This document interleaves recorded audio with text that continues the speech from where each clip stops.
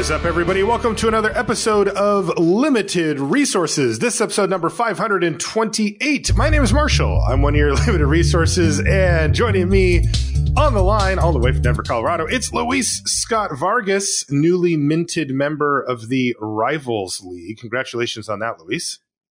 Thank you. Yeah, I am going to be part of the Rivals League. I did accept the contract, and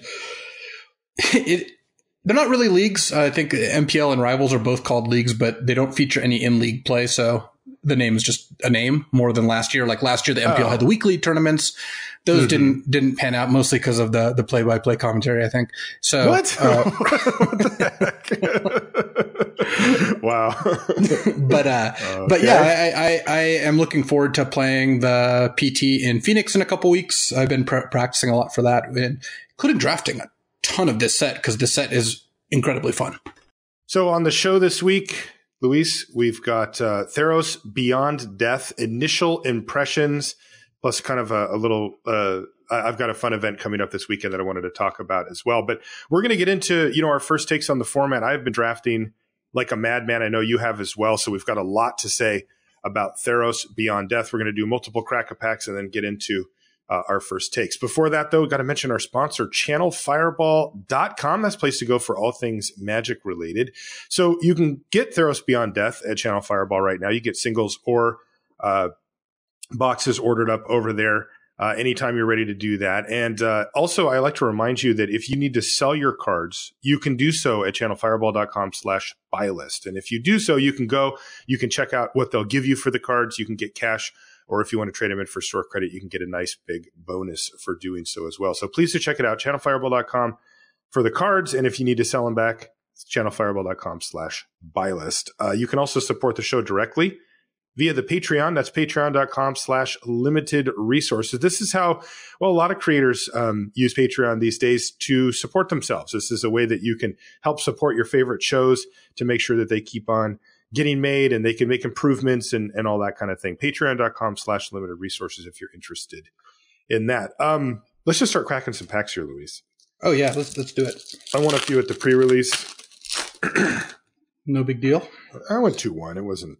I've amazing, yet to touch a Theros Beyond Death card.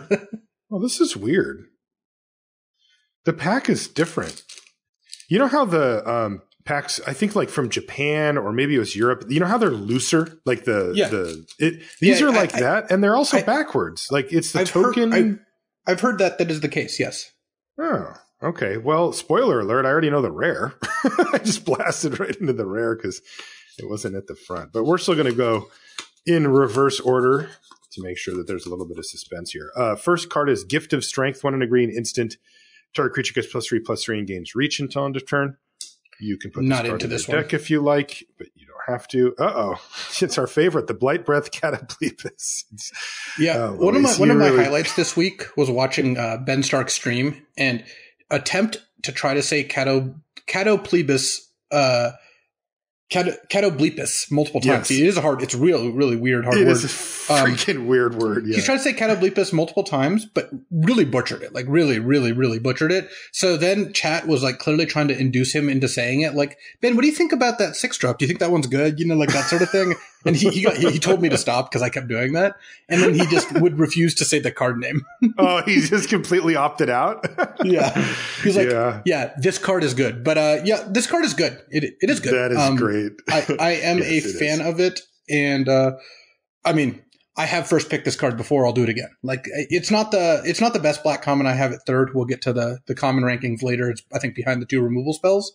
Mm-hmm. But it is definitely a card I'm happy to have in my deck. Yeah, for sure. That's definitely better than Gift of Strength. Next is Towering Wave Mystic. That's the 1 in a blue 2/1 Merfolk Wizard. When it deals damage to a player, they mill that many cards. No, I haven't even touched this card. Seen it on the battlefield or on my deck yet. I had it in one deck actually earlier today when I was drafting blue-black. I told you about this. I was drafting blue-black, and then I opened Dream Trawler Pack 3. And ended up just taking the Dream Trawler, ditching all my black cards except for like 2, basically. And as a result of that, I ended up with a Towering Wave Mystic in my deck, and the card is very bad. Yeah, it's bad, but it is probably worth it. Captivating Unicorn, 4 and a white, 4/4 with Constellation. Tap target creature and opponent controls. Fine. Yeah, you can put it in your deck again. It's just not a high. I end up playing card. 1 to 2 of these. I believe in more of my white decks than not. I think you are fairly likely to want this card in your deck. Yeah, the 4/4 actually is fine too. You do need these things. All right, here's a good card, Ichthyomorphosis. This is the 2 and a blue enchantment aura at common, and it makes a creature an 0/1 and loses all of its abilities. It's a fish. I like Ichthyomorphosis. I think the card's quite good. I would take the Catoblepus over Ichthyomorphosis, pick one, pack one, but part of that is reflected because of black being the strongest color by, I think, a decent amount. The best color for sure. Omen of the Forge is next. That's the 1 and a red enchantment with flash. It does 2 damage to any target, and it's an omen, so you can pay 2 and a red and sack it to scry 2. Yeah, it's good. I mean, this card. It's a solid card. I think it's worse than either Ichthyomorphosis or Blight Breath Catoblepus, just because it's a little bit ineffective. There will be decks where this card will not do a whole lot against. We need to come up with a nickname for the Blight Breath Catoblepus. Just something shorter that's just easier to say, Just Blight Breath is fine. Okay. All right. Sentinels Ice is next. It's white for an aura. Eyes. I love that eyes emoji. I use it all the time. Eyes. It's white. It enchants a creature. It's an aura. It gets +1/+1 in vigilance. But critically, it has escape for white and only exile 2 other cards. I have to say that this one, but particularly Mogus's Favor, they've both actually impressed me. Even Sentinel's Eyes has been better than I thought it would be. Yeah, I think they're both quite good. They're just they are. Basically, they are enough value, and especially when you recast them multiple times, that I always play. I always want 1 to 2 Mogus's Favor in my black decks. I will always play the first one and frequently play the second, and then the Sentinel's Eyes is something that most white decks do want like multiple copies of, like 2 probably. You don't want more. And if you have Heliod's Pilgrims, you can get away with just 1, but you want to draw 1 just about every game. White doesn't have many other ways to fuel escape, and it's like really nice on like Hero of the Pride or any of the other cards that trigger on getting targeted or just building your battle cruiser. So I'm pretty impressed with Sentinel's Eyes. I wouldn't take it over Blight Breath. I wouldn't take it over Ichthyomorphosis, but it's a good card.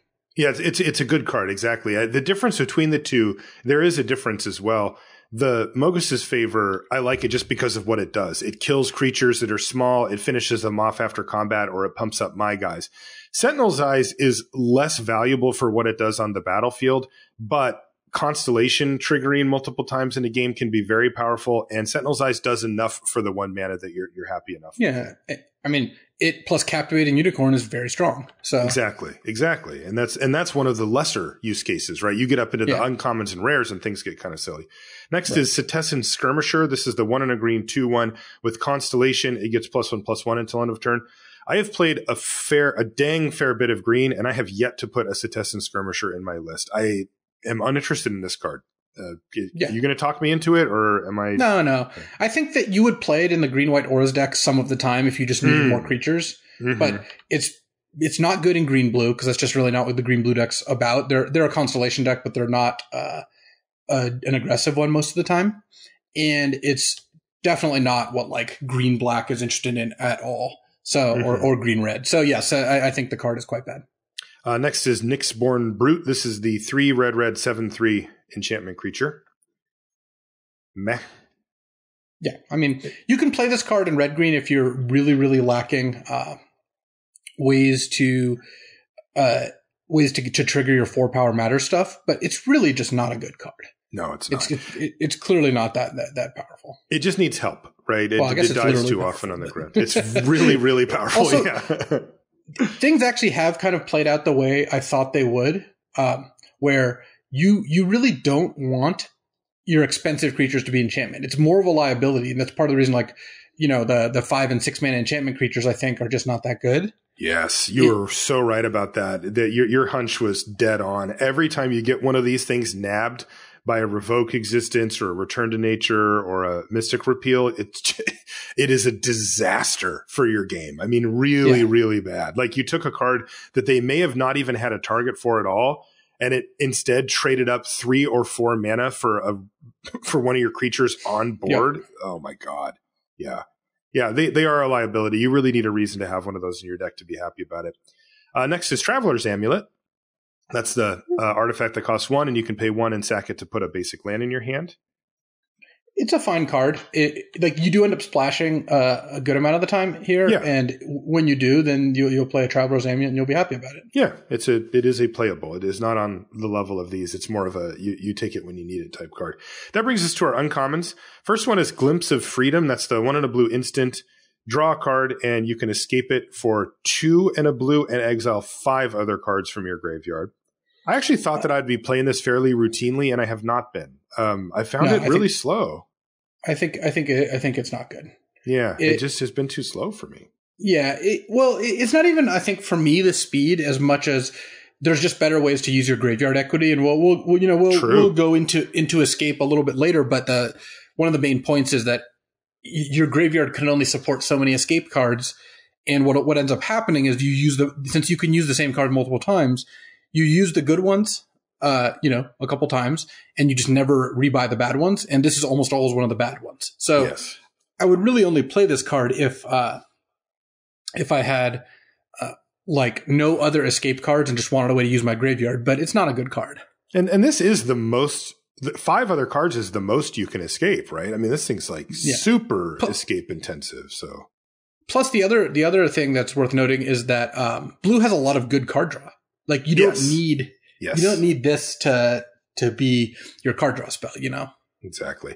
All right, this next card I like a lot. It's called Nyx Herald. It's 2 and a green for a 2/3 enchantment creature. And at the beginning of combat on your turn, target enchanted creature or enchantment creature, which does include itself, gets +1/+1 and trample until end of turn. Card's really good. Yeah, I think that Nyx Herald is good. It's aggressive, but just a great card. It's a 3-mana 3/4. You also, like, if you're targeting itself, you can also play it and immediately have it trigger on one of their things. Like, I think it is a card that I'm happy playing in any deck, aggressive or defensive, even though it is a little better in the aggressive versions. And it's a cheap enchantment creature, which I really like. Yeah, same. Lots to like there. Now, the question is, does it jump over cards like Ichthyomorphosis, Blightbreath, Catoblepus, Omen of the Forge, I suppose? Yeah, I think it's right in that range. I think I would probably consider taking the Nyx Herald over those cards. I think Nyx Herald or the Blightbreath are what I'd be looking at here. I think they're both stronger than Ichthyomorphosis, and Omen of the Forge is not really in a consideration. Right. Last uncommon is Doxos, Blessed by the Sun. This is the white 2-star. The toughness is equal to your devotion to white. And whenever another creature you control enters the battlefield or dies, you gain a life. I've been a little disappointed by both Doxos and Timuret, the black version of this. They're fine. I mean, I'm not saying you can't put them in your deck, but these almost never do anything amazing, right? This is a fairly low ceiling type card. And the double white can kind of throw a little bit of a wrench in the works and make it kind of a pain. I wouldn't cut this from a white deck by any stretch, but I'm not prioritizing it ever. Like, I would take Nyx Herald over this, like, not remotely close. Yeah, I do like feels like this actually. Is for Constructed or something like that. Yeah, it's actually a pretty good card in Constructed, I think. It just does a couple different things. I mean, I think it's a good card. It's just, I wouldn't take, I would take Nyx Herald. I would take Nyx Herald over Doxos for sure. I like Timuret. I've actually been pretty impressed with Timuret, but it just messes with their escape so well and gives you some extra life as a result. Mm-hmm. But I would not take the Doxos here for sure. And I think I would take Timuret over Nyx Herald for what it's worth. Okay. That's interesting. I would take Nyx Herald over it. But like in Doxos' case, like, I would take any of the 3 commons that we chose to, the Blightbreath, the Ichthyomorphosis, or the Omen of Forge over it. Our rare is Mantle of the Wolf. This is the 3 and a green enchantment aura. An enchanted creature gets +4/+4, and when Mantle of the Wolf is put into a graveyard from the battlefield, you get 2 wolves. 2/2 wolves. I like Mantle of the Wolf a lot. I would take that one here. It's just so much stats right away. And yes, if they kill your creature in response, you miss out. But one of the things that's kind of interesting about Mantle the Wolf is if they bounce or exile the creature that Mantle the Wolf are enchanting, you get the wolves. Because the Mantle the Wolf just triggers when it goes to the graveyard from play. So in order for you not to get the wolves, they have to like Mystic Repeal or revoke the Mantle itself. Right. Which is fine. So yeah, I would definitely take it here. This card's been super powerful. Like, this isn't my kind of card, but this thing adding +4/+4 out of nowhere is huge, and it has that protection clause. You just need to make sure that you can actually resolve it. Scariest thing is against blue, right? Where they can bounce it. Ugh, that is scary stuff. Should we do another pack? Oh, sure, certainly. Go ahead. Say what you Also, if I took Mantle, I would be looking to draft. I mean, I would be open to drafting whatever comes up, but green-white would be my top priority because, first of all, you have Heliod's Pilgrim to go get your bomb. Second, you have, Karamitra's Blessing to. So if you put Mantle the Wolf on like one of your enchantment creatures, like, for example, the Envoy, right? The Transcendent Envoy, the 1/2 flyer that makes it cheaper. First of all, it's a hell of a turn 2, turn 3. And second, yeah, it is. if you Mantle that thing and then they try to kill it and you go Karamitra's Blessing, like, you just completely blow them out. It's just such a beating, yeah. All right, next pack. I'm going to do this kind of awkwardly, but here's Skola Grove Dancer. Our first card it's 1 and a green, 2/2. Whenever a land is put into your graveyard from anywhere, you gain a life, and you can pay 2 and a green to mill yourself for 1. No, this card's fine. I most frequently play it when I am just looking for enchantment creatures. When I'm not that worried about like the stats or what it does quite as much as the fact that it's a 2-drop enchantment. So like the green-blue Constellation decks, I think, make use of this quite nicely. Also, self-milling is an advantage. So I kind of like how that works out also. Yeah, it's almost never the primary game plan to activate Skola Grove Dancer, but I have already found myself in multiple grindy games where I've been on the side of activating it 3 times in a turn and doing so very aggressively. And my opponent also on the other side, there was a point where I had a rare flyer, the 3/4 Pegasus Maker. And my opponent, I knew they had the Arachnir in their deck and they needed to kill. So they just started moving all in on their Grove Dancer, milling themselves, trying to get it into the graveyard so that they could escape it and kill my flyer. As it turns out, it was a little lower in the deck than they had hoped, and they ended up decking themselves. But so it goes. Yeah, well, I mean, I will say that like natural decking is a thing that happens surprisingly often in this format. I know. I feel like I keep wanting to take the mill escape card just for my sideboard, because there's so many times where I'm like, gosh, they got really close to decking, or my game plan was to wait until they decked, and either they did or they beat me on the last turn or two or something. I could just blow this game wide open, and that's the type of card that if it ends up in your yard, you can escape it anyway. So it's kind of like you get them coming or going. But it's an uncommon. Sweet Oblivion. I like picking one up most of the time. I certainly try to do so if I can. Next is Free-Cos Libation. This is the 2 and a black instant. Choose one. Target opponent sacrifices a creature, or target opponent sacrifices an enchantment.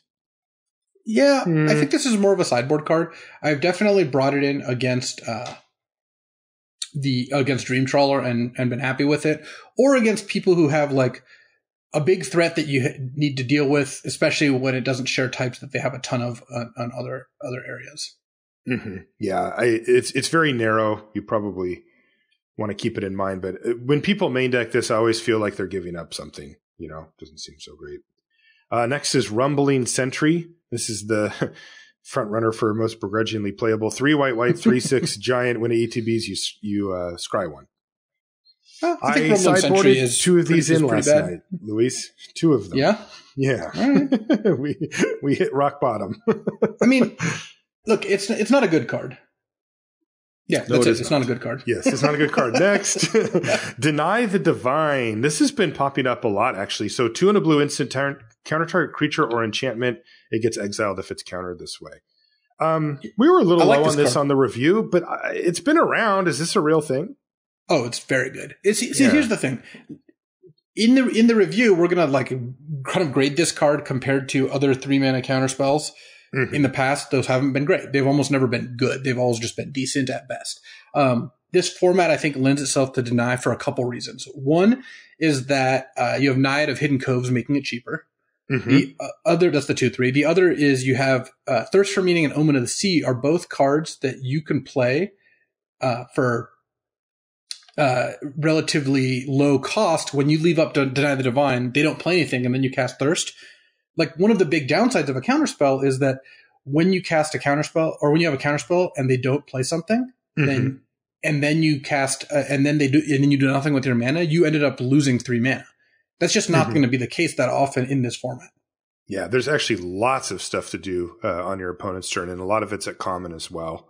And then the other thing I think where you were going with it is the exile part, right? Like, if you hit what's it called? Escape card or whatever it is. It's just it just answers it completely. And because it's creature or enchantment, it's also basically counters almost everything that you'd actually care about. Yes, like it does a very good job of that. So I think that I think overall this card is exactly where you want to be, and I'm quite happy. In the format. Yeah. Next is Mire's Grasp. Speaking of exactly where you want to be, so that's 1 and a black enchantment aura. Enchant creature gets -3/-3. So yeah, this is the best black common. It's a card I'm always happy taking. And so you do have this above Final Death. Yes, I do. I don't. 2 mana versus 5 is just so big. Black has so many powerful things. And think about it this way. If you were to have 3 of like Catoblepus, Final Death, and Mire's Grasp, like it's more important to have the cheaper one. Like there's three removal spells. 2 are expensive, 1 is cheap. I think the cheaper one is more important as a result. Interesting. I guess I have the other one higher by a little bit. I mean, they're interchangeable and they don't show up in the same pack, so it's not, a big deal. But the exile part just seems so relevant to me for the escape creatures. I mean, it's like, good, rather than, because I'm so rarely like Mire's Grasp. Like it's obviously more efficient, like on both, like not only mana cost, but you're getting a lot for your 2 mana. But it's like I just don't find myself outside of black red where I need to like get a thing out of the way, kill you.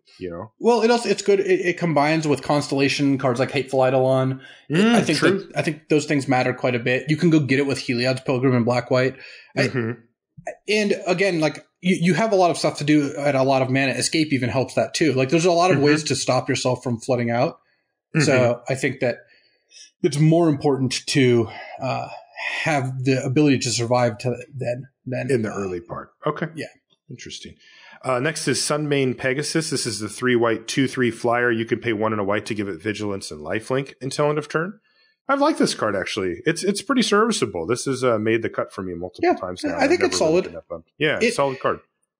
It can be a little bit slow, but it's the kind of card that when you have extra mana to dump into it, it really goes a long way. It really does. And you can do it on your turn attack. And then if they attack you and you have the mana, you can block and do it. It's a pretty big swing. And then we mentioned in the set review, but it's a great place to put auras, right? Just adding the vigilance and lifelink makes it really good. But again, Mire's Grasp, of course, much better. Stern Dismissal. Good. I'm glad we got this one. Blue instant. Return target creature or enchantment an opponent controls to its owner's hand. I had some concerns about this card because the natural comparison is unsummon, blue return target creature to its owner's hand. And when I think about unsummons, I'm always trying to get a card of value out of it. And some of the ways that you get that card is when they target your own creature and you return it to your hand to save it, or you buy back your own creature to do an enters the battlefield effect again or something like that. And when I read this card, I thought, well, I'm getting enchantment on the list, which is an addition, but I'm losing, a quarter of the time or something that I get my card back is because I save my own creature. And I don't think I'm willing to pay that cost. As it turns out, I am. The ability to interact with opposing creatures at instant speed for such a cheap amount compared to what removal or any type of interaction normally costs is well worth it here. And the auras are just everywhere. I mean, people are, that is just a very real thing. And sometimes you just can't beat them any other way. So I view Stern Dismissal as a card that not only do I like now, but I want one in my deck. Like, I really want one in my deck. I'm not as high in it as you are, but it is definitely overperformed. Like, part of the reason I do like it also is that the blue decks tend to be pretty slow and they have a lot of card draw. So they're in a position where they're willing to trade a card for some board presence, even if you can't get the actual card back. Right. Even if all you're doing is using Stern Dismissal as a way to like to bounce their 4 or 5 drop to save yourself a little time. and little damage, that's fine if you're casting a bunch of good ways to draw cards and you know, if you're really making use of that extra time, I think that works out just fine. Yeah. So interesting note there. Next is Incendiary Oracle. This is 1 in a red, 2/2. You could pay 1 in a red to give it +1/+0 until end of turn, and anything that dies that it did damage to gets exiled. This is a solid card. Mm-hmm. Yeah, it works out. It's pretty threatening. Exiling is obviously good. So I like Incendiary Oracle. Yeah, the issue with this pack is that we open Mire's Grasp, so everything else is just. I mean, not that. I think Mire's Grasp is just the best common. I would take Mire's Grasp over any of the other commons early in the game. You would definitely take it over a Setessan Skirmisher. That's the 2/1 we talked about before. Next is Aspect of Manticore. This is the 2 in a red enchantment aura with flash. It enchants a creature. The creature gets +2/+0, and when it enters the battlefield, the creature gets first strike until end of turn. Yeah, so this card's playable, but not a card I'm particularly excited about. You win a combat sometimes. I also, like, the red decks are not the aura decks, really. You know, the red decks aren't really what I'm looking for when it comes to this sort of thing. So. Yeah, this thing plays out like it looks. It's an overpriced combat trick that stays. It's okay. You can play it. Soul Guide Lantern is next. Good sideboard card here. 1 mana artifact. When it enters the battlefield, exile target card from a graveyard. Tap it, sack it. Exile each opponent's graveyard, 1 mana, tap it, sack it, draw a card. So, like, if they just have the one card, you can just play this, nab it, and then get your card back. If their graveyard's like a major concern, you could just burn an entire card to get rid of it, which is a little not what you want to be doing. No. But, you know, if you can just nab one escape card and then get your card back, that's okay. Yeah, I think this card I think it's a fine card. Like, I would generally look to play it in a deck that just has an extra slot. It's kind of one of those, like, filler-ish cards that if you have extra room for it, it's, like, completely fine to play this card. But it's not a card that I'm generally going to be main decking and, like, thrilled about it. But it's a completely playable card. So because the opportunity cost is just not that high. So now we're going to get to the rest of the uncommons, and we're going to see if there's something that can beat Mire's Grasp. This one is, Nessian Wanderer. So this is the 1 in a green, 1/3 with Constellation. You look at the top 3 cards of your library, and you can put a land from those in your hand. The rest go on the bottom. It's not an enchantment itself, although it kind of looks like one. It has a lot of the sparkliness going on, but it's just a 1/3 for 2. Card's good though. You know, playing this thing on turn 2 and then getting the Constellation thing going can really lead to a pretty steady stream of lands going into your hand, and that can be powerful.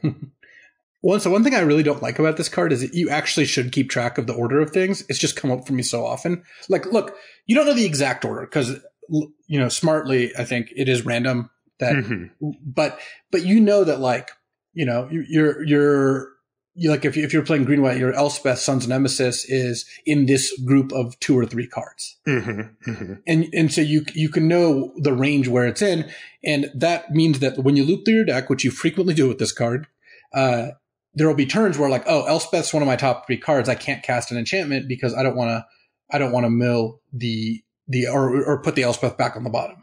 Right. That's kind of annoying bookkeeping. Like, I'm not. Like, that's not particularly fun, you know? So I think strategically it's correct to do, but it's just kind of a drag when you actually have to end up doing it. Yeah, I mean, you have to have a pretty specific deck, though, to get all the way to the bottom, right? Like, this thing has to survive that whole time. It's just happened to me multiple times. Really? Yeah, you must be building some... Because I've seen and played with this card quite a bit. I don't know that I've seen people get all the way through their library. Like, to the cards that they put on the bottom too. You weren't Therosing quite as hard. What do you have to trigger? What, like 10 times or? No, not that many. Because, like, you're also playing other things like Omen of the Seas that draw you card, or other scry cards. Okay. Like, that's true. There's a lot that I think adds up. And yeah, blue-green could churn through pretty quickly. That is true. Yeah. So anyway, but Mire's Grasp is better still than Nessian Wanderer. Right? Yeah, for sure. Okay. I would never take this over Mire's Grasp. Though it is good. Flying Cow is next. It's Archon of Falling Stars, 4 white, 4/4 flyer. When it dies, you return an enchantment card from your graveyard to the battlefield. Fine curve topper. This card's been pretty strong for me. Yeah, it's fine. It's vulnerable to exile and stuff like that, right? So like, yes. if you play this with the anticipation of, like, getting some good value out of it, and then they're just like dreadful apathy or final death, that's unfortunate. But then you don't get it. Yeah. But I think in general, I think you're happy with this card. It's not as good as Mire's Grasp, though. Right. So also, one thing that's a little unfortunate about the Archon is that the white decks aren't that well positioned to take advantage of this because they're going to be a little bit more on the aggressive side. Not every white deck is aggressive, but the aggressive white decks, a 6-drop is not really what you're looking for. Like, how often is this going to be that much better than like a Captivating Unicorn in those decks, you know? Sure. Yeah, that's true. Yeah, I mean, I think maybe it's not the dream, but, you know, the ideal thing is that you get a Dreadful Apathy on something, exile to something, and then play this, and eventually it dies and you get your removal spell back. Like, that's a pretty case that's good. I've had it be pretty good. You can also set up some nice loops with like Minions Return. I had a deck with Elspeth Conquers Death, where getting back Elspeth Conquers Death with this card can be quite strong. Oh yeah, that's a beating for sure. And just in general, like there's a lot of cool graveyard stuff you can do. But yeah, I wouldn't take this over Mire's Grasp, even though it is good. All right, our rare, does it get there? It's Eidolon of Obstruction. No, it does not get there. 1 and a white, 2/1 first strike. It's an enchantment creature spirit. And that's kind of the relevant text. It's a 2/1 first strike enchantment creature, but it does make loyalty abilities of planeswalkers your opponents control cost 1 more, which of course doesn't come up often. So yeah, Mire's Grasp. Yeah, I'm happy enough taking Mire's Grasp. I'm really not going to complain about having to first pick one of those. Yeah, no, that's a good card. Okay, so let's get into it. Let's start talking about the things that we see in the format. Where should we start? It's been fun for starters, just to kick things off, because we were a little down after what's it called? Yeah, I can't remember the name of the last set now. Throne of Eldraine. Yes, I guess I've erased it. Yeah. Yeah, I think after Throne, I was like not super enjoying all this, but I think Theros has just been awesome. It's not only been really fun, it's also been like there's just a lot of different ranges of experiences. There's a lot of stuff going on. There's just a lot of cool things you can do in Theros. And I also feel like I've barely scratched the surface in terms of what Theros offers. So yeah, one of the big things that we noticed in the set review and that's really stood out to me is the crossover nature of so many of the cards.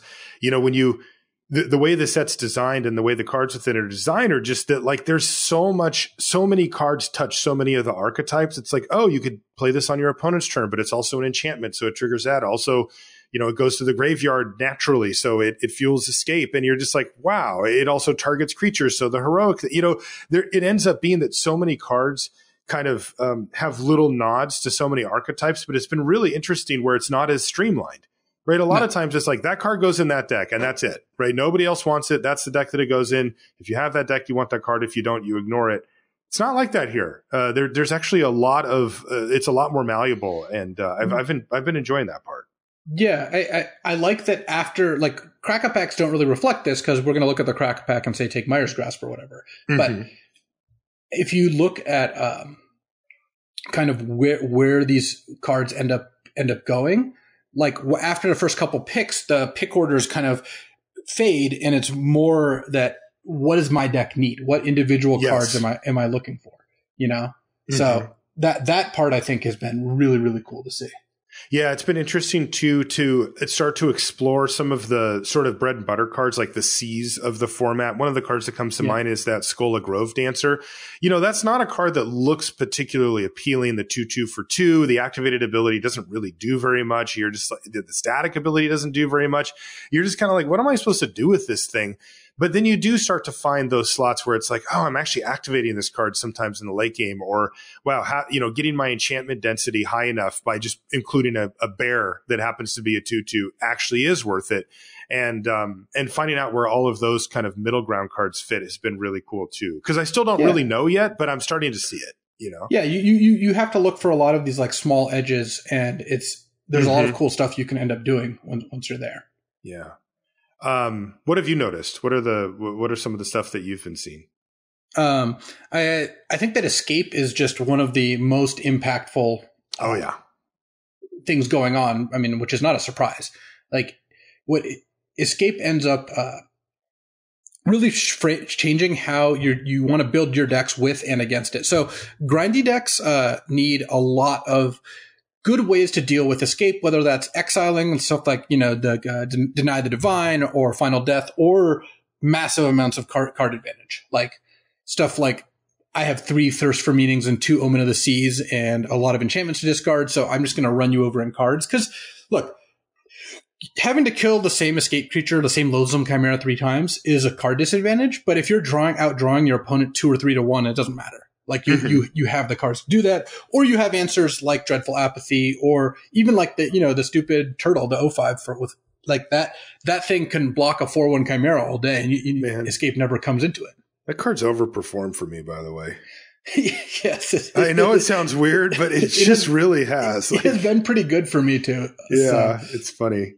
Yeah, The thing about escape that like really doesn't, until you start to play the form, get the cards in your hand, is just the fact that you could just do it over and over, right? I remember talking to one of the members of the Ultimate Guard team at the team series, and they were just like, you can just do it again and again. Yeah, and I'm like, wait, what do you mean? They're like, well, it doesn't exile. You just get to keep doing it, and it's like, oh, like wow, that's because this is like the day after the set was released or whatever, and it's like, oh, so if I can just keep my graveyard full. I can just keep doing this. It's like, yeah, you can.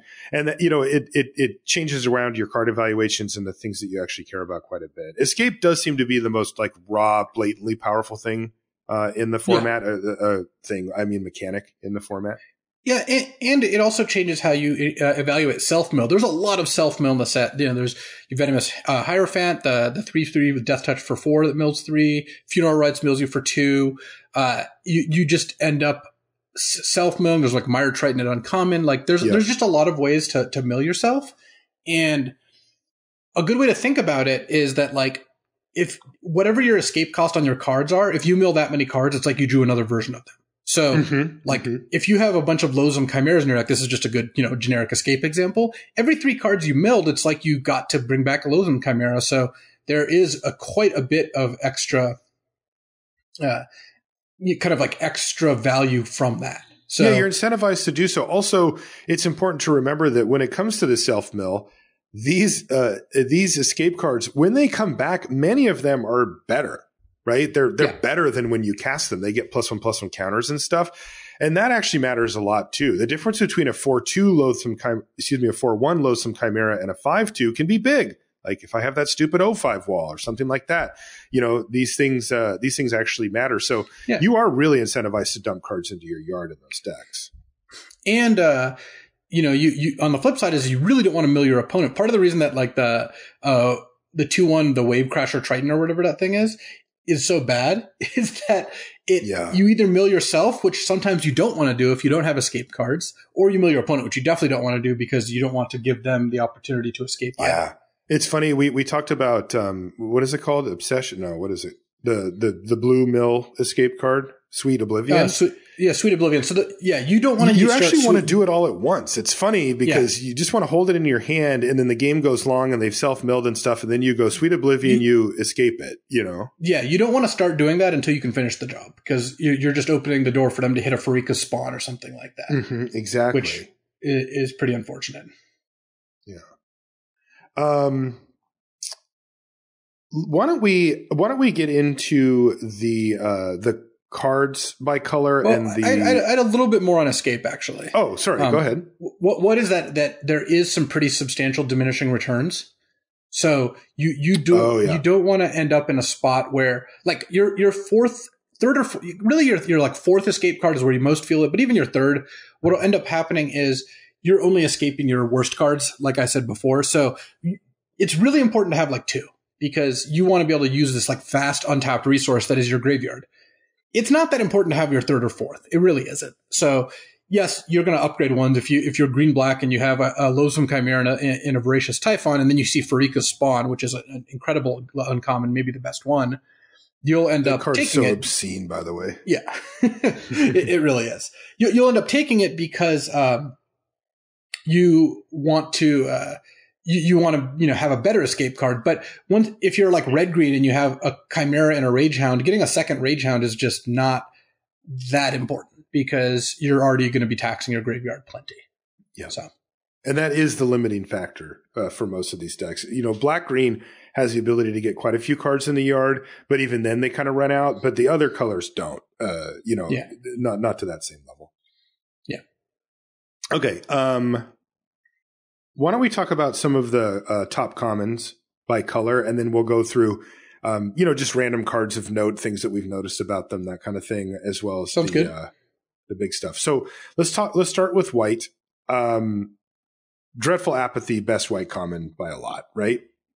Yes, I think there's really no argument there. Yeah, and then I had Heliod's Pilgrim as my second favorite white common. Do you agree with that? I agree with that. I mean, I think that there are decks where you're going to take the Chimera instead, Daybreak Chimera, but in general, I think Heliod's Pilgrim is better in the white decks that I think are the best decks. So yeah, that's been my experience too, especially because of the power of Heliod's Pilgrim, not only to get like a card like Dreadful Apathy, but also to get proactive auras, which you often will have one of or two of in your deck. Yeah, and then I had Daybreak Chimera. That's the 3/3 flyer for 3 white, but it has a cost reduction based on your devotion to white. Mm-hmm. And then revoke existence after that. Mm-hmm. Because even though we're going to talk about these cards in a little bit, the more narrow, previously known as a sideboard card type cards, it is still just extremely powerful to be able to exile an opposing creature or a removal spell or something with revoke. Yeah, and the first one's usually great, and the second one's usually good. I kind of draw the line at 3. Like, I've played 3 revoke effects in my deck, but I don't usually prioritize it past the second.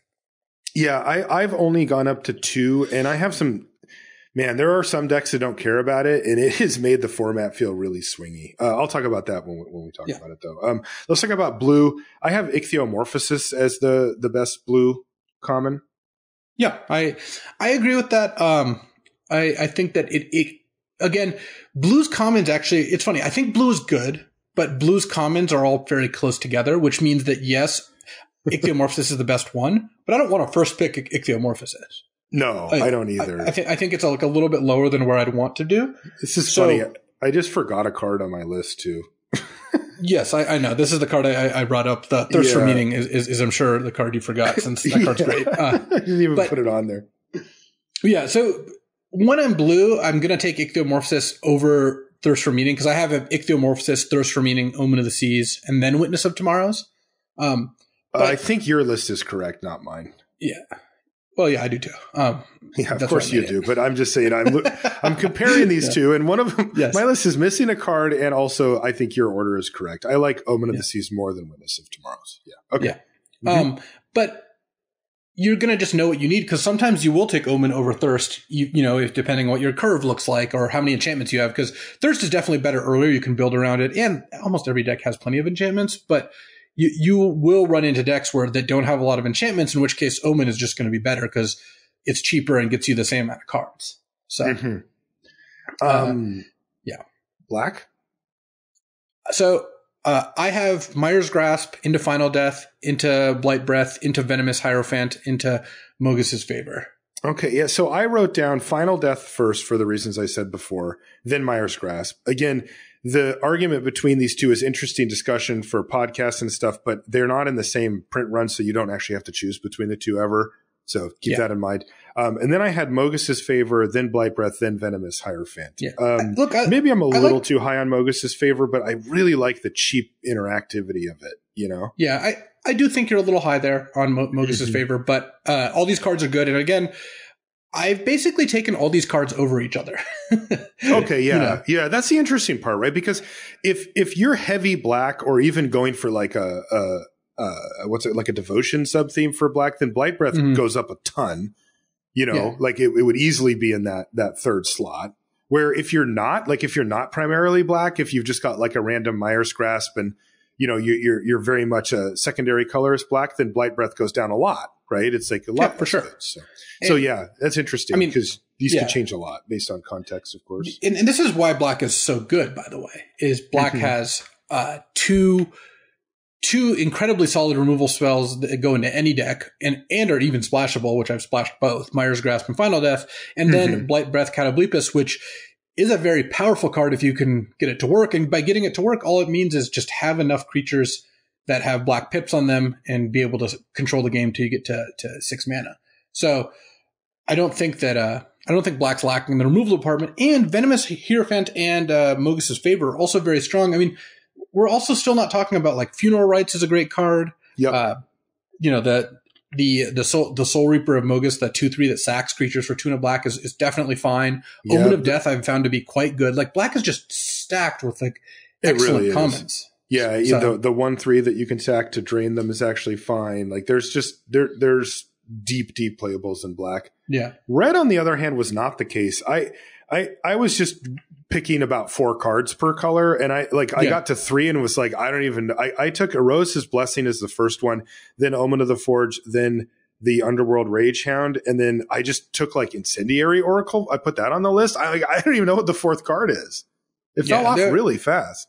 Black or red, definitely. I like Erosa's Blessing the best. I found Rage Hound to be a little better than Omen of the Forge, but I think those are really close. And again, I don't want to first pick a Rage Hound or an Omen. So by the time I want to pick these cards, I'll know better what my deck is looking like and what it cares about.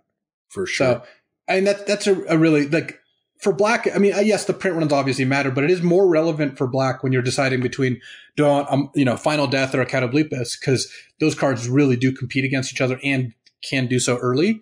But Rage Hound and Omen are both 5th picks or whatever, 3rd, 4th picks that, you're going to know better what you want when you end up in that spot. Right, depending on what archetype you're in. Green is the last one. I had Warbriar Blessing as the best card. That's the fight enchantment. And then Loathsome Chimera. I mean, with the bullet, that card's just been great. The 4/1 for 2 and a green. Yeah. That card's been fantastic. And then I like Elysian Caryatid a lot. That's the ramp card, the 1 and a green, 1/1 that taps. And then the card that I've liked that I wasn't sure if I would was Nylea's Forerunner, which is the 5/3 that gives everything trample. It is also an enchantment, which has, I like we talked about earlier, is actually in many ways a detriment. But I have found that A, it's big enough to do some damage, and B, these decks do produce huge individual creatures, and giving everything trample is big. Like that actually ends the game, a turn sooner than you'd think. Yeah. I still would favor like the Vicious Typhon there, but I think I forgot about that guy too. Voracious Typhon. Yeah. But I agree with the Warbriar Blessing into Loathsome Chimera for sure. And where do you have the Caryatid then? Do you have the Typhon above that? I forgot about the Typhon. I have the Caryatid below the Typhon because of Mogus's Favor is a big part of it. Yeah. But sure. I think that's close. And again, I it's not like I like these cards so much that I'm willing to take them. Like I'll take Blessing and Chimera fairly early. Typhon and Caryatid I try to take a little bit later. Yeah, that makes sense. Yeah. I like the list of Blessing, Chimera, Typhon, Caryatid, and then bump the Forerunner off the top. Caryatid and Typhon, I think, are like almost interchangeable. I've liked Return to Nature over Nylea's Forerunner. I think that green is just not lacking in big things, because you also have the 4/3, right? That Nylea's whatever, that devotion pumps her other power. Friend, yeah. And that card is also fine. Like that. And a card I mentioned, I'm going to mention up above, but the +1/+0 trample cantrip one is also very good. Setessan Training. Yeah, I like Setessan Training. I want as many of those as I can get, basically, because they trigger everything. They give my guy trample. They make it bigger. They're cheap and easy to get onto the battlefield. When they die, they fuel your Loathsome Chimeras to come back, and they didn't cost you any cards.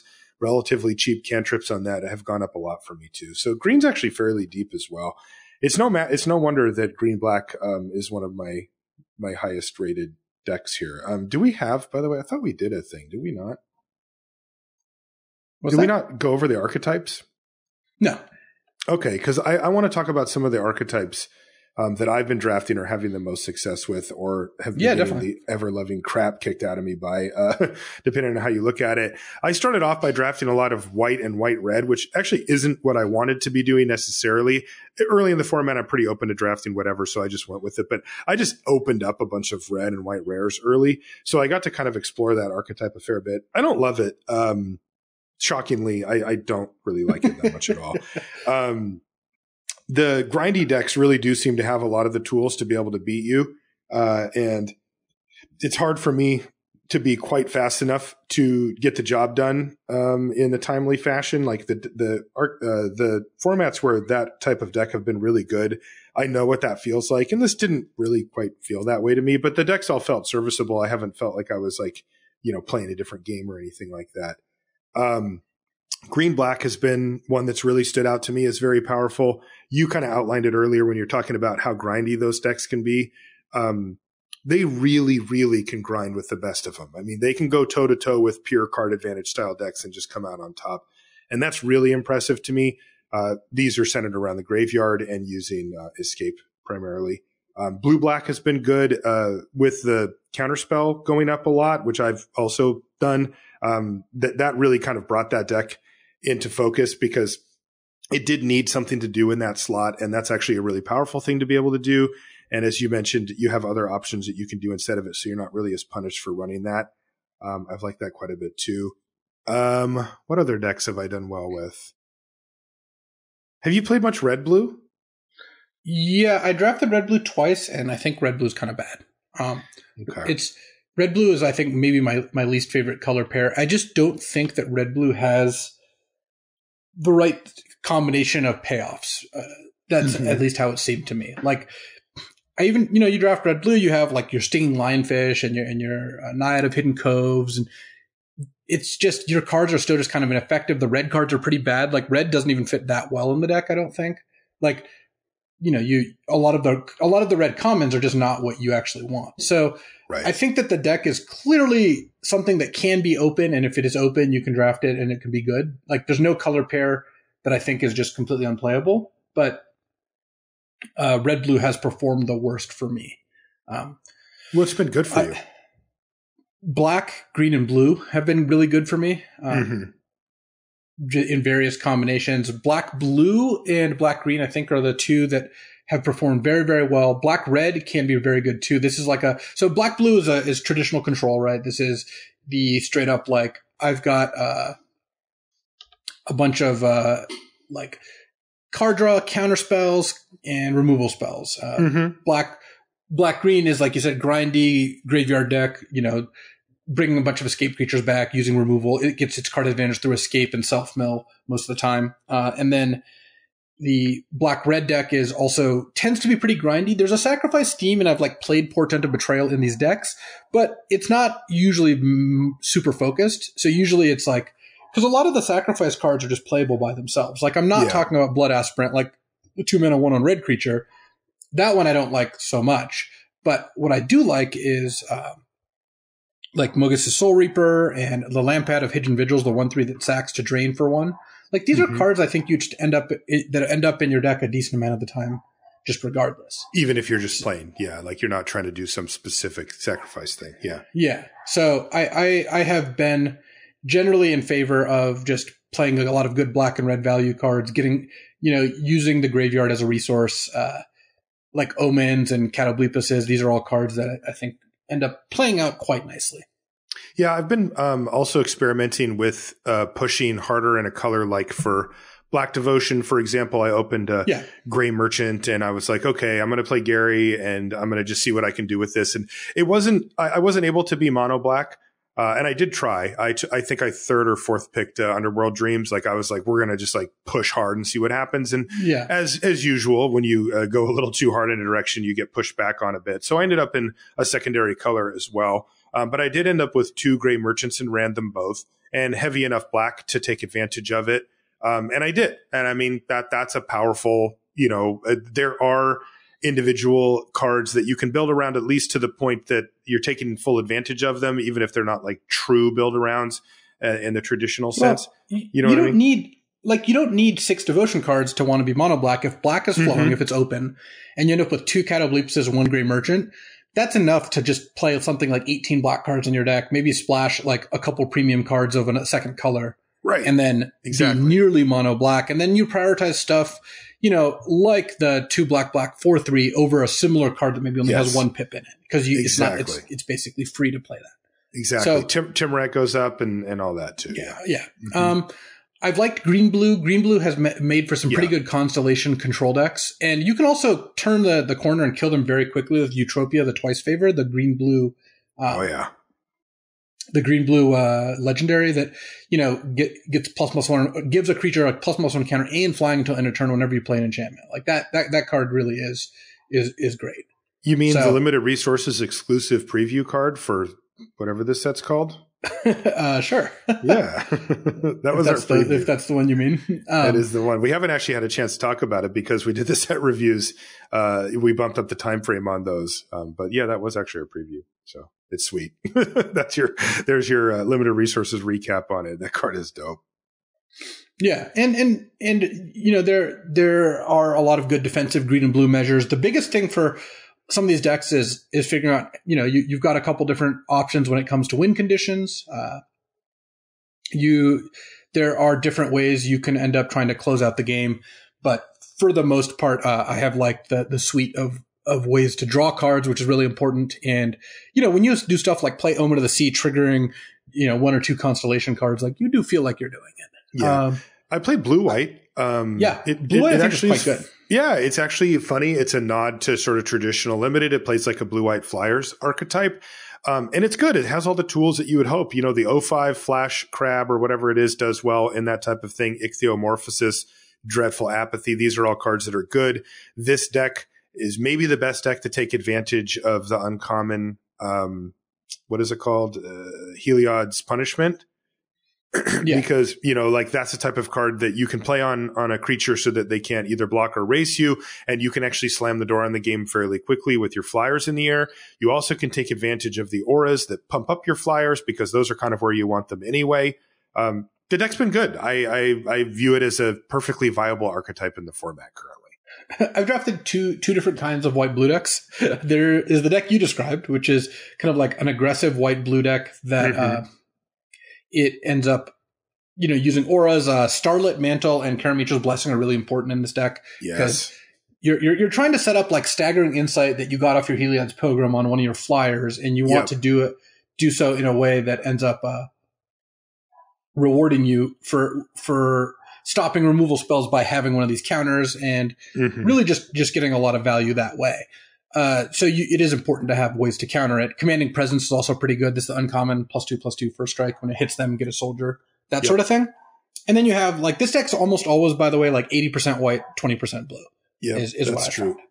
Because you're trying to make use of Daybreak Chimera. You're trying to really like load some auras on something, or, you know, use Indomitable Will and Eyes on like your heroic creatures and your Heliod's Pilgrims and that sort of thing. And then the blue is just a light splash for whatever Ichthyo and stuff like that. Whatever cards you end up missing. And then the other blue-white deck I've had twice is Dreamtrawler Control, which Dreamtrawler is just a rare. This is the 2 white, blue, unbeatable Flying Sphinx that has lifelink, draws you extra cards, et cetera, et cetera, et cetera, and et cetera. So I have found that if you have a Dreamtrawler, you can legitimately just build these control decks, I think, and profit wildly from them. We should mention Dreamtrawler and Kira Best the Sea God, by the way. Oh my God, dude. These cards. I'm actually getting a list together of best limited cards ever after our sign off last week. I'm like, let's do this official. Let's really map out what we want. But we're, you know, that aside, oh my God. Kira Best the Sea God and Dreamtrawler are two of the best rares we've had in a set ever since I've been playing. These are just obscenely powerful cards. I mean, people just scoop to them. The draft I had today, I switched into blue-white pack 3. I ended up going 2-1 in the draft, and the match I lost, it was not finding Dreamtrawler often enough because I was really just building my deck to utilize that card. And so you're playing Thirsts and Omens and defensive creatures, and you're playing white for like Triumphant Surges and Dreamtrawler, basically, you know, and like what various other like just good white cards, but you're not really taking advantage of a lot of the white cards in the format. So it is worth noting that this deck is can be a little bit. It may seem ridiculous to talk about a rare, but that is, I think that is where we're at here, and it's a good thing to note too. And Kira Best the Sea God can be similar, but then if you opened Kira Best the Sea God, I would say you'd prefer to be green blue or blue black. I think those are the best ways to take advantage of that. Definitely, yeah, that's where you want to be. Any other archetypes you want to hit? Green white. So green white is the aura deck. This deck, it doesn't have access to Starlit Mantle, but it's still so Karametra's Blessing even moves up in importance. But it does have access to like Sidonia, the green-white uncommon legend who looks for an aura, and then it is able to just load up a a creature with a bunch of these auras and just punish your opponent for trying to kill it with Karamitra's Blessing, or just maybe be able to go back to the well multiple times, and end up in a spot where your opponent is unable to deal with all of it. Like, it really taxes their removal spells. Sentinels Ice, very important here, because this is, it kind of does make most of your creatures a threat eventually, and it does. It actually does that. Yeah. And I think it's very much, an important component to the deck. The green in the deck is for stuff like Loathsome Chimera or auras like, like Mantle the Wolf, Warbriar Blessing at common, that sort of thing. And it can just make use of like the random green creatures fairly well. Then you have rares like Citizen Champion. So you have incentives to do it that way as well. How much do you like that deck? I don't like it that much. It can be good though. Like, okay. And the cool thing about something like the green-white deck or the white-blue deck, the aggressive version, is that it can punish your opponent for having expensive cards. So it's one of the best way to beat something like Kiora Best the Sea Guide is if you kill them before they hit 7 mana, it's going to be hard for them to win the game. Mm-hmm, for sure. So, why don't we talk about some of the cards that have stood out to us before we wrap? This doesn't have to be anything super specific, but just, this is an initial impression show. One of the cards that stood out is Flicker of Fate to me. You can just target your opponent's creatures with this to take them out of combat temporarily. Again, you can't make it so that they can't block, but they can block, and then you can blink it so your creature survives to get another attack in the next turn or whatever. But more importantly, you can knock auras off of their creatures too, which I thought was interesting. It's pretty flexible. You can also do stuff like get one of their auras. I actually had someone. I had cited Ashiok's Erasure, the 2 blue. Flash enchantment that counters a spell. Mm-hmm. And my opponent flickered it later to get their spell back. And when you flicker it, it leaves, the spell comes back, and then it doesn't counter anything because there's nothing on the stack at the time. Oh. So that's bad. Well, it means that they flickered mine as basically a disenchant. So yours. I see. Yes. Okay. I was like, I thought that they were trying to like recounter something or whatever. I had trapped something under Ashiok's Erasure, and then they flickered it to kind of let it out. Okay, that's cool. That's sweet. Yeah, the flicker's good. It can do some cool stuff. There's a lot of enter the battlefield effects that this really does a good job of taking advantage of that. Let's talk about the Revoke Existence, Return to Nature, Mystic Repeal type stuff here. I have still been consistently main decking 1 or 2 of these, and I do feel like it's worth it generally. But boy, I'll tell you, it really does feel like you need to be very aware of when those cards are going to be optimized and when not, and be willing to take them back out of your deck, because there's been some matchups I've had where I've had that card stuck in my hand and have basically lost because of it. And other times where I had that particular card and it just won me the game, right? I just was able to kill a key card. And it's like, that's a very big delta, right? Between effects. It's like sometimes it loses you the game and sometimes it wins you the game. Like there's not that many cards that fit that description. So I want to make sure that I'm as close to being on the winning side of that as often as possible. And that means paying a lot of attention to the archetypes and to the builds that I'm playing against. And also remembering to hold myself to a high bar, right? The bar is not, did you find a target, right? It is, did you find a reasonable or acceptable target for it? If you decided to kill their whatever, like the eyes enchantment or something like that, yeah, you did find a target, but you would never play a card in your deck to do that. If you're playing against, red black and they play like a Lampad and a Soul Reaper game 1, but they don't end up playing a whole lot else, you're going to end up regretting having that card in your deck if you draw it in post-board games. Yeah. So keep that in mind as well. We talked about counter spells.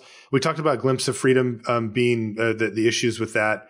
One with the stars. This is the 3 and a blue turns an enchantment into a thing. So we did get answered a bunch of times on that. I guess it's so that like if you put it onto a god, it'll stay. Yeah.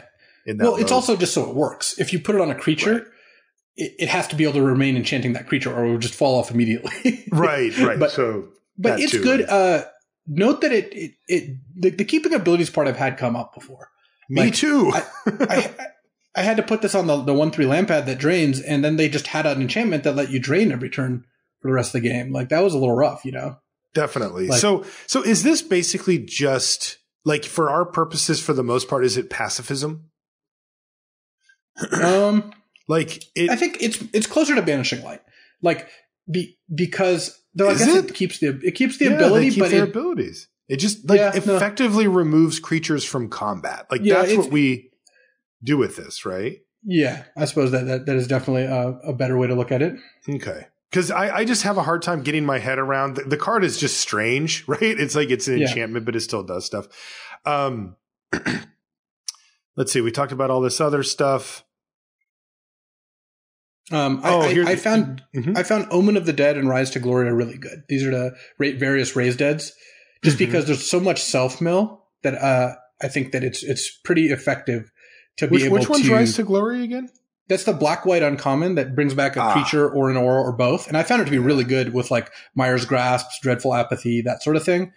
And like, if you've ever gotten back a Mire's Grasp and a Catoblepus, which I have, it's pretty awesome. That does sound very, very appealing.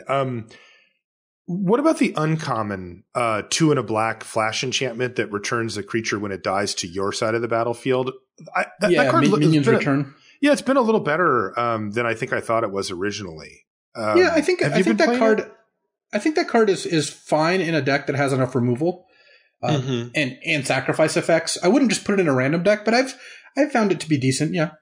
Yeah, I think I just didn't recognize the flexibility of creatures are going to die on their side or yours, and they come back on yours. So it's kind of like you just need to have something die at some point, and that does tend to happen to at least find a target for it.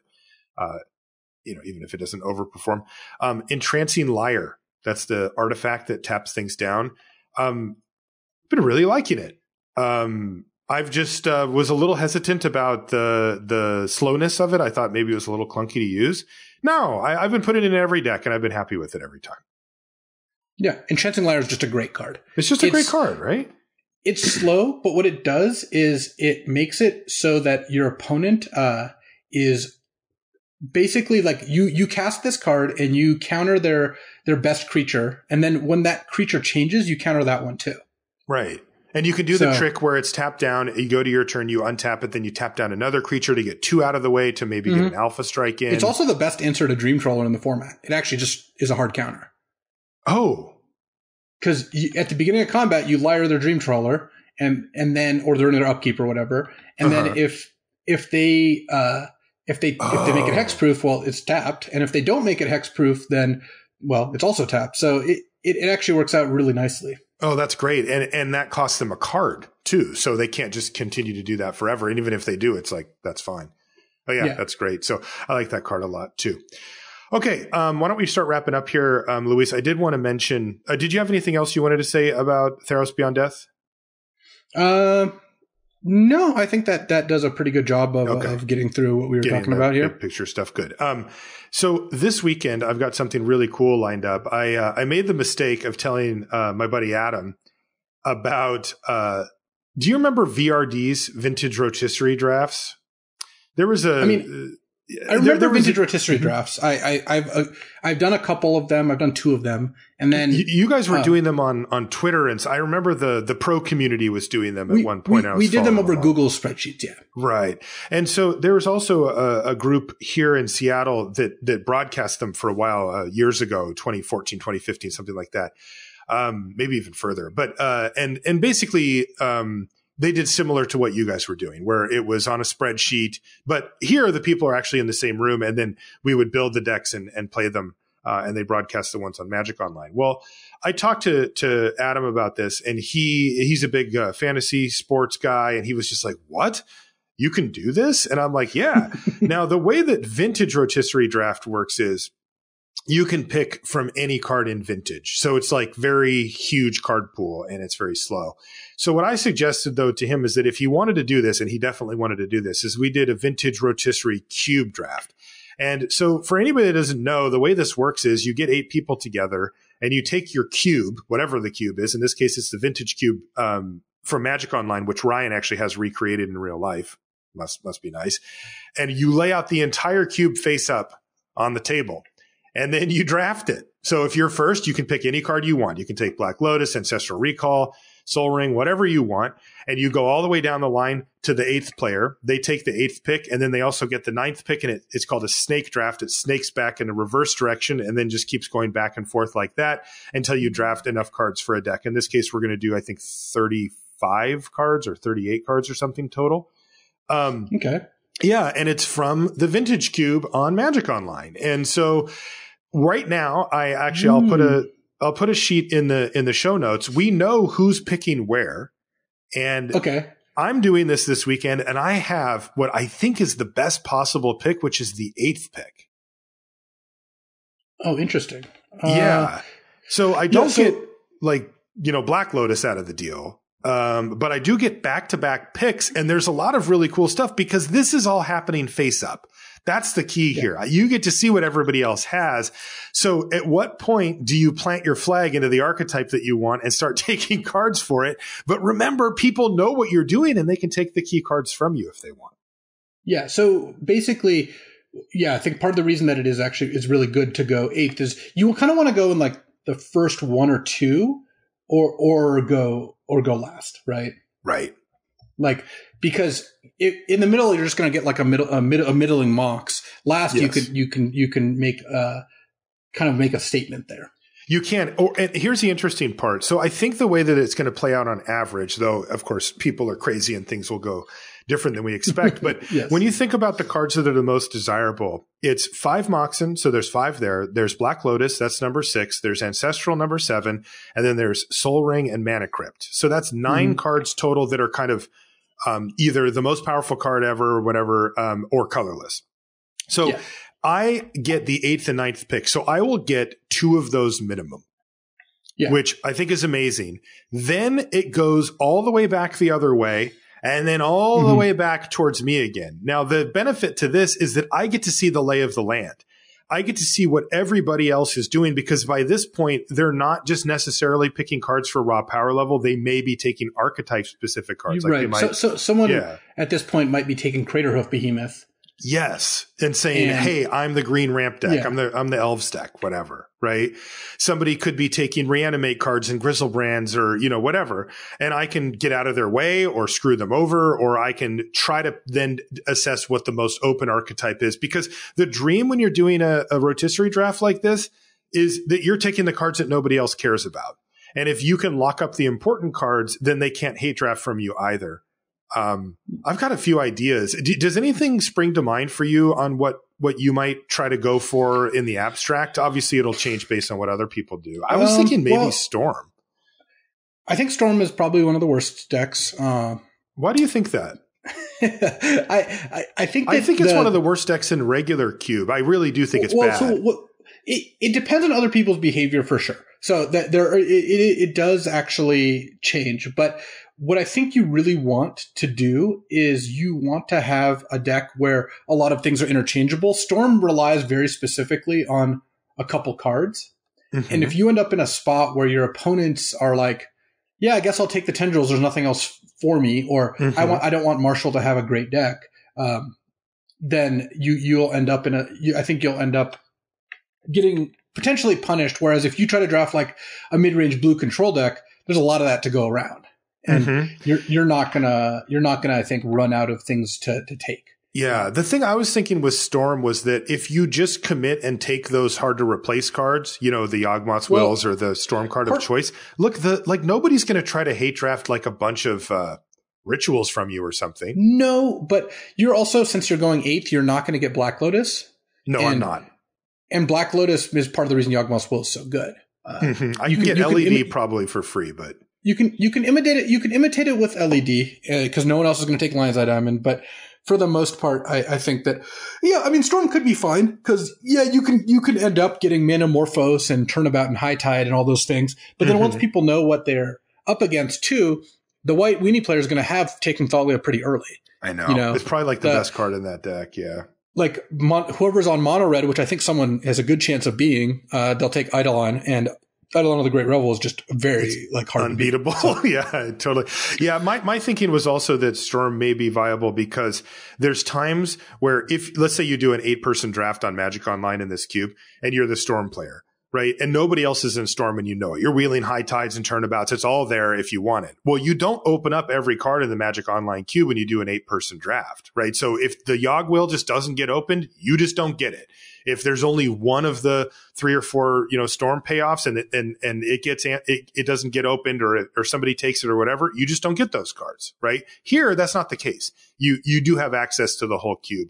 And, theoretically, those are cards that nobody else wants. Yeah. Well, I just wish the ceiling was higher because I don't think Storm's such a great deck. Yeah. One of the things I think is good is about drafting like a blue, like a kind of blue mid-range deck is that you can, like, this is part of the reason Twin was always so good. There can be a wheel where you snap up like, Kiki Jiki and Deceiver Exarch. And then if someone else wants to hate draft you and take the Splinter Twin or Conscripts might just go because it's a good card or Pestermite, they can, but you might be able to just draft those 2 cards and have a deck. Like one of the things I think you want to do is take lands pretty highly. Yes. If you take Steam Vents or rather Volcanic Island and Scalding Tarn, you're so much more set up. And then the other blue-red player, like if you might want to just take Steam Vents Volcanic and then make it so no one else can have a blue-red fetchable duel, and then you can maybe pick up a fetch land later. I might want to do that because I also like what you said. Like, what if I just take like Preordain, Ponder, Mana Drain, these Remand, like really powerful, all that kind of stuff. Right. And then you kind of feel it out and you're like, okay, I'll go blue-red into these things like you said, or maybe nobody actually planted their flag on Reanimate and I can just be like Reanimate Gristlebrand or whatever. Or you have a Vendilion click, right? And then you just take a Fallen Shinobi and a Baleful Strix, and you're just blue-black, which has Thought Seize and Remand and Mana Leak, and then like and can disrupt these other players. So a lot of cool things. Veneer History is fun. Right. So what's going to happen is we're going to do this draft on Sunday. I have a spreadsheet. It's a Google Doc. It will be live updated. So if you want to follow along, I'll be on Twitter saying when we're about to start, and you can see the players, where they're seated, and what's going on. And I'll be tweeting stuff about this too as we go. I don't have any like video setup or anything like that. And then we'll see how it goes. And then next week on the show, we'll have a little segment where I'll recap it and talk about what happened. So anyway, this is fun thing to do. And if you do happen to have a cube really of any sort, you can watch how we do this and what happens. And if it's interesting for you, you should try it. The one thing you should know is that the draft portion takes a huge amount of time. Everybody, like it takes, in a normal draft, everybody picks simultaneously. So, each pick is 8 people taking a card. It's each individual person in order. It's unraveling that and making it into a linear pick order. It is really, really time intensive. We're anticipating 3 or 4 hours just for the draft. It takes forever to do the draft. So you kind of have to have an afternoon set aside if you want to do it. But it generates a ton of fun conversation and controversy. And I can't believe you forgot this or you took that or how did you cut me and all this stuff. And so if you're into that, you'll probably like this. Again, I'll have a link to the document with our picks for Sunday in the show, and you can follow along there if you want. All right. Should we call it a show, Luis? Sounds good. Good to go. All right. That's going to do it for this one. If you want to find us on social media, I'm Marshall_LR and Luis is LSV. You can find everything related to this show at lrcast.com, including an archive with every episode of the show ever. You can go back all the way to the first one or Luis's first show or any of the old set reviews if you're going to be playing a set you haven't played before, that kind of thing. It's all there on lrcast.com. The show is also brought to you by channelfireball.com. That's the place to go for all things Magic related. What's going on over at CFB? Anything exciting that our listeners need to know? Well, Theros releases in full swing, and Theros is really shaking up pretty much all formats. I've been playing a lot of Pioneer mostly recently and paying attention to Standard, and there's a lot of Theros cards being played. So if you go to channelfireball.com, take a look at the Theros cards we have for sale, which is, of course, all of them. You can pick up the ones that you need for your decks. And this is a very good set and one I would highly recommend. Plus, we do a lot of cool stuff like, we have Theros crates where you get a booster box of Theros plus a bunch of other stuff. So if you're already thinking about buying a booster box, then you might as well get the crate and you get a lot of extra value on top of that. There you go. All right, that's going to do it for this one. We'll see you next time. So back in the early days of Channel Fireball, I submitted an M11 draft video, and there was a card called Greater Basilisk. And it's 3 green, 3/5 Death Toucher. Nothing too spectacular. But in this particular draft video, there was like a sound error when it got edited, or I don't even really know how it happened, where the video got made, and the sound was like, oh, I say something like, oh, they have Overrun. That's going to be pretty good. Then I say Greater Basilisk, and then it gets stuck in a loop where it's just me saying Greater Basilisk, Greater Basilisk, Greater Basilisk, Greater Basilisk. Okay. So our video editor at the time was a very creative and is a very creative guy. He no longer works for CFB, but he made he made the first and only song that I have the pleasure of being a part of, which I'll play for you now. All right. Okay. I guess you keep casting Overrun, the match is easy. What is this? Boom. Boom.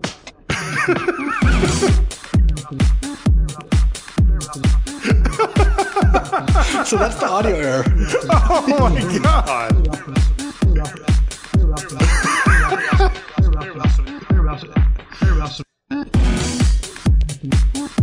This is ridiculous. It's gonna end up winning the draft. So there's that, I guess.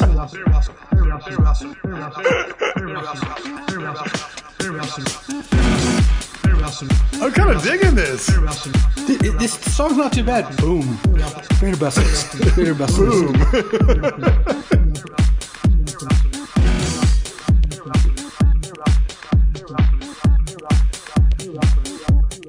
Boom. Boom. All right. Yes, you keep casting Overrun, the match is easy.